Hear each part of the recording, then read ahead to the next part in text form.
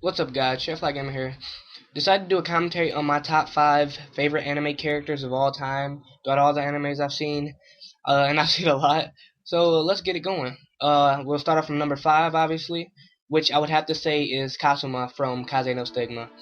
Uh, I like him a lot because how he basically got banished from his own family because he didn't know fire. He couldn't learn it, I guess. And then he signed the contract of the wind and wound up being the strongest out of all of them. And it even made me realize how good wind really is. I mean, if you can control the wind, you can fly, you can deflect fire, water, anything. And it's just ridiculous. And I'd like even after watching Airbender, I didn't really learn much about how being an airbender, for example, can really, be great. But at this anime, because of him, definitely taught me how important wind would be compared to the other elements, or air for that matter. And he wouldn't even help out his family. He was a solo. It's like if whoever paid him, he was kind of like, I guess you can say, a hitman. If you needed the job done, he would do it, but you had to pay him. Same thing for his family. Like, his family was like, oh, well, basically found out he was the strongest. He was the one who signed the contract of the air, and they wanted him to basically come back, even though he didn't know fire, because there was basically a fire family. You had to know fire, and if you couldn't learn it, you couldn't be the head of the family, which he was supposed to be. And you can't be the head of family if you don't even know the main elements that they know.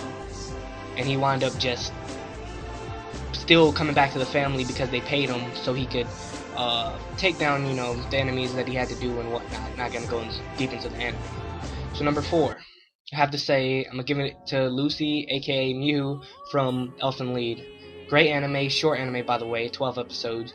And I like her because of her whole 2 personalities, how it's totally different, but at the same time, it's just, each one is great. Like when she's Mew, how she's so nice, innocent, doesn't even know what's going on, but is just living in the emotions.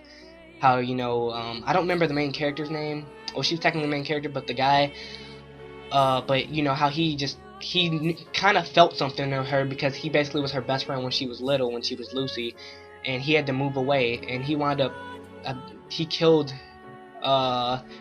his cousin, because he thought that he was going to affair with another girl, and it was just her cousin, and she killed him. And she was solo her whole life, had no parents, no nothing, and just was, killing people. When she grew up, it was the same way. She was under full, what's the word for it? I'm gonna just say protection. They didn't let her go anywhere.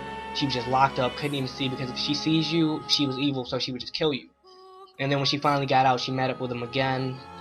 And it was just like, okay, she's the super nice girl when she's Mew, but then when she transforms into, Lucy, she'll kill anything in her path. And I always liked that about her. Great character design is basically why I like most of my characters. It's something that stands out about them, like Lucy and not really Kazuma, just the way he was, more his attitude, which is part of character design, but more so Lucy. Now we're going to number 3. I know you guys are going to be like, oh, well, this is technically the top 6. But Haku and Sasuke are number 3. I love them both to death in Naruto. The only 2 characters I care about, for that matter, other than 10-10, a couple other minor characters. But Haku and Sasuke are like just there. It's no, I like Haku better, I like Sasuke better. People ask me, you say, oh, is Haku your favorite character? I'll say yeah. If you say Sasuke, I'll say yeah. It's like they're ridiculous. Now we'll start off with Sasuke. He is just ridiculous. I love him because his whole backstory of his family, his character design, everything, like when, Itachi killed his whole family, his whole reason for living was to take out, Itachi. He didn't care about what was in his way. Anything that went against him, he was gonna, destroy it. He's not good or evil. He's just, oh, if you benefit me, I'm gonna help you out. Or if you don't, like Deidara, for example, when he was about to fight, he was like, I have no problems with you. And everybody he was fighting on the way to Itachi, he was basically like, you get out my way, tell me where Itachi is, we have no problems, let me go pass, and, that's it. But Deidara, he was like, no, I want to kill you, because everybody's, saying how great you are and how important you are because you're a Uchiha, so he killed Deidara. But if it wasn't for that, he wouldn't have killed him. And then even afterwards, now, he's about to help out Naruto. For the people who read the manga. If you don't, then I just spoiled it, my bad. But he's gonna help out, Naruto in the fight. And even after everything that happened, him want to attack Leaf Village. Now he's came to closure and knows what he wants to do because he knows what's going to benefit him and he knows Madara's not. Now Haku, the whole way he got banished, not really banished, but kicked out of his village. They wanted to kill his family, wanted to kill him. His mom didn't even want him, doing what he was doing because Kekkei Genkais were, I think, the reason why their village was like messed up at a point, and that's why he's like, all Kekkei Genkais must die. Her own parents tried to kill her. The whole village came out after Haku, and then he had to go away. He's just sitting on a bridge, and Zabuza saves him, and then he's living his whole life just to protect this one man. And at the same time, he's kind-hearted because when he was fighting Naruto and Sasuke, he could have killed them so easily. He was on a whole nother level, but decided to, you know, not. Why? I don't know, but he was hitting no pressure points. They couldn't have no chance, and he could have killed them easily. And he even perfected his own jutsu. I mean, and we're talking about Crystal Ice Mirrors. That's not no basic jutsu like the sexy jutsu that Naruto invented. We're talking about just ridiculous. And if he was still alive, now the things he could have did with his Kekkei Genkai, I mean, he would be able to freeze things and make them explode if he wanted to. Haku would definitely be in the top 5 ninja, period, in Naruto if he was still alive. And Zabuza, I kind of like him, but, you know, Haku just caught my eye. I always liked him. And then even for a second, I thought he was a girl, you know. For those 2 episodes, I was gay. I'm like, I love this character. And then, like, you know, she's sexy and whatnot. And it's like, it's a guy, and we can do. But either way, I still love him as a character. So number 2, Light Yagami from Death Note. By far the greatest anime ever invented, in my opinion. My favorite anime. If you guys want me to do a top 5 anime discussion, I will. But Light Yagami, he had a set goal and he just wanted to achieve it no matter what. He knew, even though he did it, I guess you can say, in the wrong way, I felt it was right. I mean, it's criminals in the world. He basically dropped the, you know, crime rate by 70%. And to only have, you know, that's a big difference in crime. Who's going to want to kill somebody if they know they're going to die? He was just punishing the people who deserve to be punished. And at the same time, he was a genius. And the whole plot of him versus L was just amazing. I mean, 2 geniuses in the same room, knowing each other, knowing, you know, basically L wanted to kill Light, and Light wanted to, I mean, not L wanted to kill Light, but L wanted to catch Light as Kira, and then Light wanted to kill L.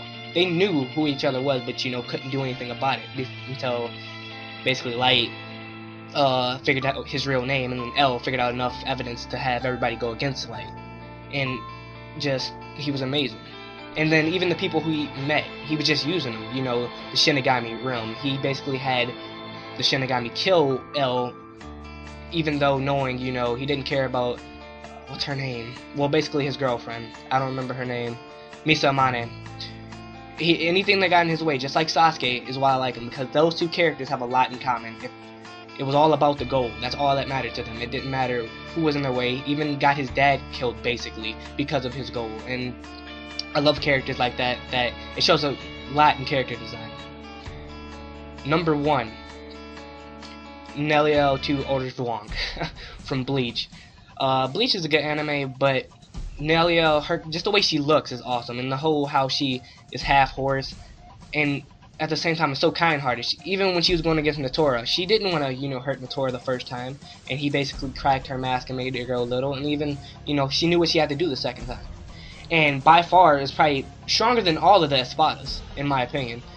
Other than, she would destroy Ukiura, no problem. Natora, no problem. And even, I don't know about the second, but the first Espada, she would beat them no problem. And even though she was the strongest, she played with her friends all the time, even when she was a little kid.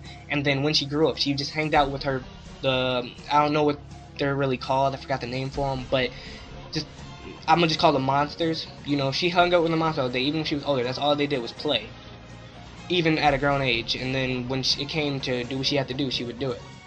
And then the way she looks, her eyes are amazing. I love her. I love her, simply.